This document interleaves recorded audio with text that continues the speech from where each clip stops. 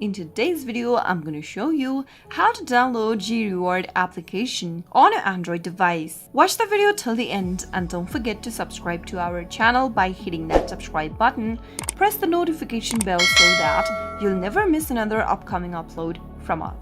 To download GReward application on your Android is easy. Open up your Play Store to get started. Also make sure that your Android device is connected to a stable internet.